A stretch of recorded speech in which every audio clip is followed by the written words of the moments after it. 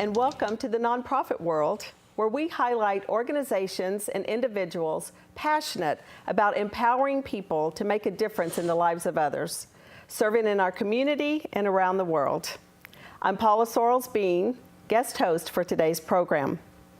And I want to introduce to you today a father and son who have started an organization called Levo International. And their names are Bill Heiden to my left and his son Christian. Welcome to the program. Thanks for having us. So glad to have you here with us today.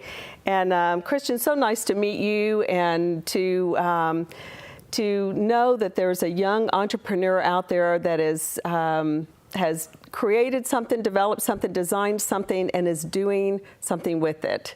So I want you to tell us a little bit about that today, how you came up with this idea and what you're doing with it. So it all started actually when I was in 6th grade at St. Mary's School in Simsbury. My 6th grade teacher brought in his son, who gave us a presentation on his trip to Ghana and the work he did in an orphanage. And it was actually that moment where I decided that I wanted to work in the future in the developing world in places like Ghana. And so when it came to do my Eagle Scout project, I was looking for something that I could do in those areas and something that would be a bigger scale. And so I ended up walking into the backyard of my Scoutmaster, Brad Mead, from Troop 175, and he had this hydroponic greenhouse in his backyard, and it was this, and he explained the benefits of the system, and he went into where he built it, which is actually the Dominican Republic. And that's the same island as Haiti. And so at that point, I realized that this is something new, and this is something that people aren't doing, and I'm going to give it a go. And so we ended up, I started doing research, I started reaching out to organizations, and you know, kind of here we are now. Great. Great. Christian, can you tell us, describe the design of the hydroponic system? So, I'm sorry. So, that's right. So we have a couple different designs. Our demonstration greenhouse, which we built in Haiti in Pion, we built it made out of PVC hoops, and it was a 28-foot long greenhouse. And we moved on from that. We're no longer building those because we designed, after that demonstration greenhouse, a new unit, a shade house, and we scaled down the model, and it's now made out of steel piping, which is relatively inexpensive and easy to ship and build out of, and it's designed for a plot, a family plot or yard, where you can put it anywhere in Haiti or anywhere in the developing world. Great. So who is your target population? Who is going to be using this hydroponic system? So Levo is not limited to Haiti. We are a organization that is encouraging or is working on sustainable farming and sustainable economic growth in all over the world is our goal. So it could be in the developing world, but that doesn't mean that we're not also looking to work in America, in the inner city or anywhere like that. Our main goal is sustainable and economic growth. Okay. Right. Is there a particular reason why you chose the location that you did? Did you say?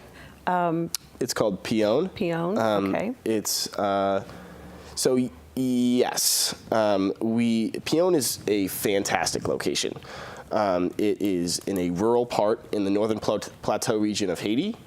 It is it's more temperate than the rest of the country due to its elevation, and it's rural, which means that it has less people in it, and therefore we can get to the community easier, and the community will know about us easier. The organization we partnered with, Many Hands for Haiti, we actually got partnered with for good fortune. When I was looking for organizations that we could partner with for the demonstration greenhouse, we happened to reach out to Many Hands, and they got on board. They are fantastic, and they provide the contacts with the community and the support we need to work in that region. And they have a mission that aligns with ours in terms of the approach is development as opposed to simply giving aid. Aid is definitely needed, but if you focus only on giving aid, you don't make sustainable progress. And so their mission is much more focused on sustainability, as is ours. That's great. It makes a difference, doesn't it? To go in, it's kind of like you can give a man a fish, or you can teach him to fish, and it sounds like what you're doing is teaching them to be self-sufficient and to have a sustainable program there. So, was your project well received in the area when you went in with it? It was. So not only was Many Hands very on board, their community members that we worked with were ecstatic, and they thought that it was a fantastic idea, and they were all on board to try to make it work in the communities. And so we've trained, half a dozen Haitian people, and they're the ones doing the growing in Haiti. So we had a lot of ecstatic people on board. Great. Do you have a success story to share with us? It's a little bit early to pat ourselves on the back about success in that way. What we've done is Christian had a concept, and we have proven that concept to work. We know that it can work. Christian mentioned that the training, right now we have a field scientist who happens to be his older brother in Haiti, working on measurement protocols and developing further our training process, and we're essentially using Many Hands campus as our first training facility. So we'll bring folks in and get them trained, and then move them out back into the community with the hydroponic units. So it's a little early to point to great success stories, but we've seen some great results early on, and now what we're doing is we're in the process of making that something that is repeatable and sustainable. So we've seen some nice harvests. Now we're working on having repeated harvests and have that distributed through the community. And what are you harvesting? What are they growing in the hydroponic system? So hydroponics, anything that has a root system, you can grow in. Currently, what we're growing is tomatoes and peppers because they're simple and they produce in large quantities. You can grow a far variety, but for now, we don't want to scale out like that. Hydroponics can grow anything that's not a root vegetable. It can't grow a potato or something like that, and you probably wouldn't try to grow sort of the staple crops like wheat or rice or what have you in them because the sort of the scale that you need. But any of the bush plants, things like that, they work really well. Okay, tell me what the benefit is to the people there. So as we said, we can't pat ourselves on the back too early, but the benefits that we see and that we know are hydroponics uses a far less amount of water than traditional farming. So done correctly, and we know that it can save up to 90% of the water that traditional farming uses. Which is really important because 70% of global water use is traditional agriculture, or is used by agriculture. So if we can reduce 70% of our water use by 90%, that would be a dramatic change when you hear about sort of global water shortages, as Cape Town is in danger of running out of water right now in South Africa. So as we hear that more and more, that benefit shouldn't get lost in the process. And so in addition to water, it uses less space. So we're working on tomato plants, but if you grew the same amount of tomato plants you grew in a hydroponic system, you need a far larger plot of land. As it is, we grow 16 tomato plants or pepper plants in a 5x2 system. So in addition to space, it uses far less fertilizer because rain, if you fertilize crops, rain will wash the fertilizer away. That doesn't happen in hydroponics. And then these systems that we've designed, you can put anywhere.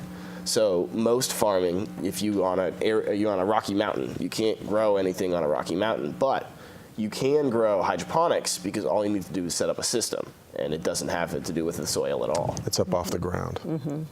And you can, and in the, and it's possible, if you hear the term vertical farming in this country in particular, that's referring to hydroponics, and oftentimes it's indoor, and what they're saying is in a city building, you could keep going up as high as you want. So the reason that our systems fit in 5x2 is that they're not spread out this way. They're staggered at a 45-degree angle, so the plants grow up and over. Okay. And can you put systems side by side, or to have more in one area? Is that how you would grow it in a particular area? Yeah, I mean the design of these is so that you have maximum flexibility at the family level, but they're stackable. You can put them. Right now we have 3 side by side as our training facility. So the systems can work just fine, and they're scalable. So it's a distributed model, meaning that we want to be able to have individuals control. That's back to that sort of developing the individual and their capacity to help themselves. But it also means that you can scale it more readily. If there's a problem, that you can avoid that space, that those individuals, and focus on where things are getting results. Okay. Another thing we're discovering is that hydroponics is done on large scales. Unless it's a backyard hydroponic system, if it's done industrially, it's on a large scale. That is effective to growing a large amount, but it also leads to massive famine or massive failure of crop. If you break it down to a family by family basis, that's not a problem. So we're trying to avoid the big risks that would come with a large-scale hydroponic system. Yeah, and also you reduce the startup. Sort of industrial scale hydroponics has a barrier to entry in terms of cost. The distributed model that we're using keeps the cost down on a per unit basis at the startup. So you need the resources to have the next small scale. You don't need to invest in 5,000 acres worth of it. You can 10 square feet by 10 square feet. Okay. All right. Do you have a monitoring and evaluation process in place? So that's actually where we kind of are right now. Our field scientist has been down there since January, and he's in the process of setting up and training so we can set up those monitoring and evaluation measurement methods, measurement protocols, and things like that. We expect that those will be in place by the end of this year, and we can start moving on from there. Okay. In addition to our field scientists, we're sending a consulting chemist down this week, actually, to work with him to enhance those measurement protocols. How many staff or how many people do you have in Haiti right now working on your project on the hydroponics system? So right now we have our field scientist, and we will have this week for a couple of weeks we'll have a chemist working with him. And then we're borrowing 2 staffers from Many Hands for Haiti. We have a dedicated agronomist who will be doing nothing but hydroponics, and then we also have an American on their staff who's responsible for managing communication. Over a distance, the language can be a challenge, so we want to have an American on full time that we can have as a resource, and so we're borrowing 2 of their employees to round out our team for the time being. Do you have any Haitian people on your staff? So the agronomist is Haitian. He's a Haitian. That's He's from wonderful. the community that we're working in. Yeah. Yeah. And he's brilliant. He has a high school degree from in Haiti, but you can tell if he were given the opportunities, he would be a PhD chemist himself. He's a brilliant guy and very attentive to the details. So we're very happy to have him on board. That's wonderful. Yeah. How is communication with the Haitian people? I know they speak mostly French and Creole there, and most of us are English speaking, and some of us don't have other languages under our belt. But so French is really only a government language. They teach it in school, but few people in the community are going to speak French. They are going to mostly speak French Creole, and my French Creole is not terribly good. But we are well equipped through Many Hands again with translation. So not only do the staff have, but they'll hire out local folks that can translate for us if we need that. So it's a real blessing then to have that partnership with Many Hands. Yeah, and it's a core to the model. We're not looking to be just one more agency that does work there, right? We're developing relationships with organizations like Many Hands that have established some degree of success and some connection to the community where we can just simply enhance the things that they're offering to folks. So if they're giving aid, now we can give them aid and development help. So that partnership is crucial to being successful. Will you be looking to hire additional people to help with this project, either here from the United States or in Haiti?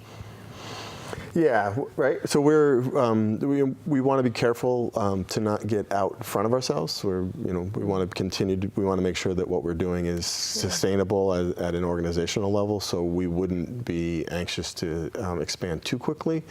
But it's becoming readily apparent that we're going to need more than just volunteers to make this work on a long-term basis. It needs several people on a full-time basis. Probably some folks here in the States and some folks down in country, and it really will depend on how much how quickly things grow on how much staff grows. It would match those things, obviously. Fair. Do you have a goal or a plan to reach out to other countries besides Haiti after you get understanding that you need time to make sure this is sustainable? But at that point, do you hope to reach out? Most certainly. I mean, this is Haiti. We're working in Haiti, and we don't plan on leaving Haiti anytime soon. But Haiti also, we hope to be our model. We hope to take what we've done in Haiti and reach out to organizations all around the globe and kind of offer our partnership and offer our experience in hydroponics. We hope this to be a global uplift organization. So. We know it's been attempted. Christian was in conversation with a group that's looking at trying to establish some kind of technology transfer around hydroponics in Africa. We know that there's some interest in Central America. So we think that there's a possibility over the long run to do more, and we'd be happy to work with folks wherever there's a need. Is Many Hands for Haiti, are they in other locations as well, or do you? So they are. It's an Iowa-based organization, and they have a couple of locations now in Pion, but they focus on that region. They have an approach that they refer to as an inch wide and a mile deep. So they really want to go strong in a community and make a real meaningful difference, and look to see that difference spread out by its own, sort of organically, as opposed to try to spread out too drastically and then not be as effective with the individuals. Okay, and I asked that question thinking that if they were planning to go elsewhere, then that might be a good way for you to move on to another place as well. So how is your program funded? So the funding model for us is based right now on individual donations. We have a couple of grants that are in the works that would be good accelerators. It wouldn't change what we do, but it might be able to change the speed with which we do them. That's sort of the starting point, but the core of our financing will be the production and sale of what we call patio greenhouses in this area. So if you like the idea of hydroponics, of knowing what you eat, of contributing to water saving agriculture in your backyard, we can provide that, and then proceeds from those sales go to support the work that we're doing in Haiti and other areas. So that's our core, and then there's a third step in Christian's vision, which is to utilize as we demonstrate the success. You would expect that individuals in the community that we work are going to want more of these, and that'll make up the possibility for microfinancing. Thank you. So we loan them we give them it on credit, and they pay back out of the produce that it produces over time. So, but that's a longer range opportunity. The core will be these patio greenhouses and the sale of those. It's a great idea. Yeah. It's a great idea. Do you have, or are you thinking about having an advisory board? Yeah, yes, we actually are in the process of increasing the size of our advisory board. We currently have a board of directors, which we have pretty solidly built, and now we're bringing on more people. We have about a dozen professionals, mostly leaders in small to mid-sized businesses, successful folks that have developed organizations over time. I mentioned the consulting chemist that we have. He's on our advisory board. He just retired from 3M and has 40 years of experience in water filtration and water chemistry. So we have done a pretty good job of reaching out. So there's about a dozen people on the advisory board now, and it'll probably be, we'd like to add another half a dozen to dozen more to really round it out, to make sure that we have the right diversity of input. And any particular qualifications that you're looking for in those new board members? I would say that that we're looking for diverse experience. We have folks that have either agreed to be on the board or that have experience as operational managers. The chemist. We have folks that are experienced in communication. So any area of business is one of those things. What we're trying to do is make sure that we have the resources beyond our payroll, right? We want to have the expertise necessary, and we've got a really positive response from folks as we're talking to them now. So there's no specific shortage, but any area of expertise that's relevant in organizational management is helpful. What type of advice would you have for someone who is looking to start up some kind of a project in Haiti, a non-governmental project? Well, I would refer to Levo's model of partnership. I think that I would suggest that they would go and find an organization that aligns with their values and has the capability to help them kind of move that project and fulfill whatever that said project's goal is. There's a lot of organizations in Haiti. A lot of them are doing great work, and there's no shortage of people who would not want help. So I think that if you have a project that you think could make a sustainable change, there will be people that will be perfectly happy to partner with you. Yeah, and I do think that understanding what's been successful and trying to learn from them. We've found a lot of agencies are willing to share information back and forth. We can provide information. We can receive information. And I do think that one of the benefits of having that established organization to partner with is a degree of cultural sensitivity. Understanding the community that you're working in is important. You don't. I think that it allows you to set reasonable goals for what you can accomplish in a particular region in a particular time. So I think that I'd agree with that. I think that's probably the number one thing. There are plenty of agencies right now. I think that good ideas that can work. And I think the other thing I would add is patience. You need to have patience. Mm-hmm. This is in a developing world that's been disadvantaged for centuries. You're going to need to have some patience. Mm-hmm. You need drive. You can't be willing to sit back and wait for results to happen, but you have to be patient for the results. Yeah. So how about volunteers? Do you need, or are you looking for volunteers from here as well as from Haiti to assist you, to Absolutely. get involved? Absolutely. I think that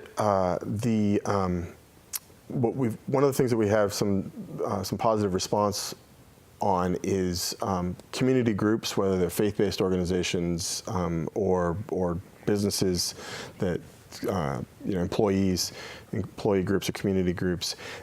If we can get groups together, we would really like to set up a situation for them where they can send a handful of folks down to Haiti, experience the culture, and help do the install. Mm-hmm. But we'd also need some folks in this country that can do work in terms of whether it be assembly or there's administrative work. There's a lot of different work that can be done in this country to support that.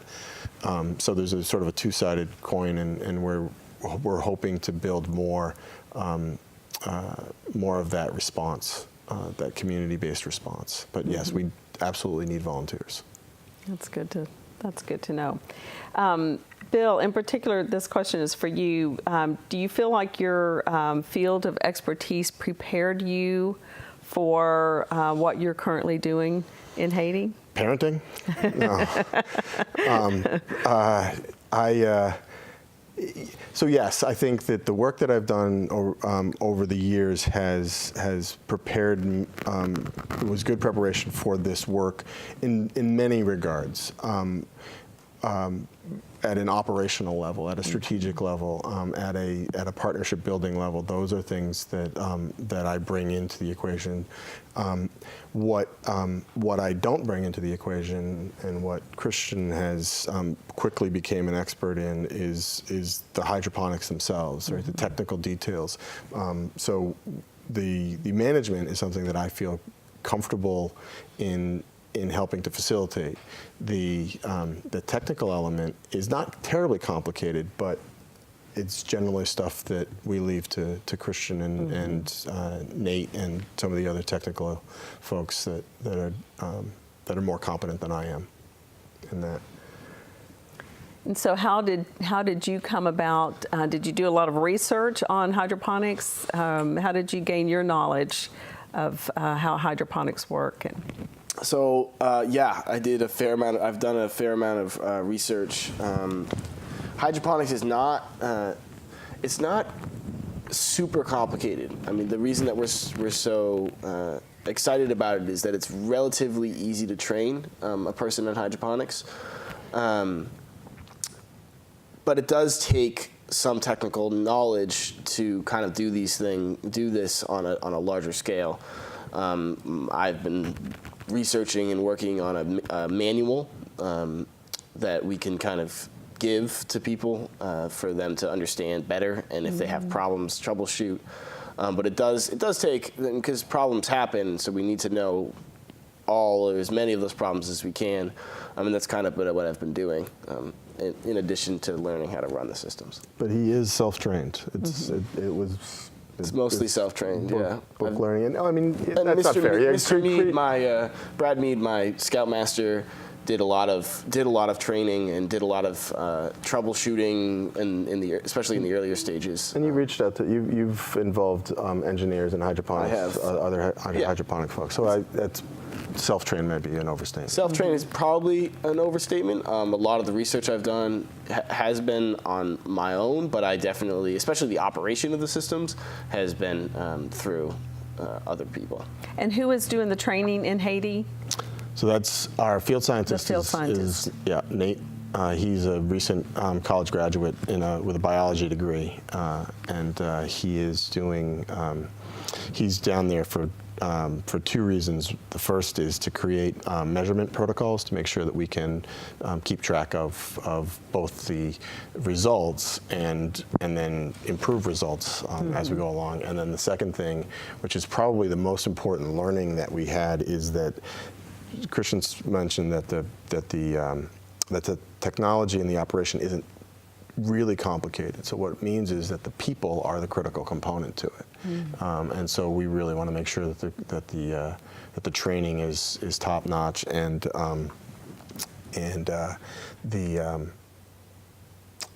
you mentioned earlier the language.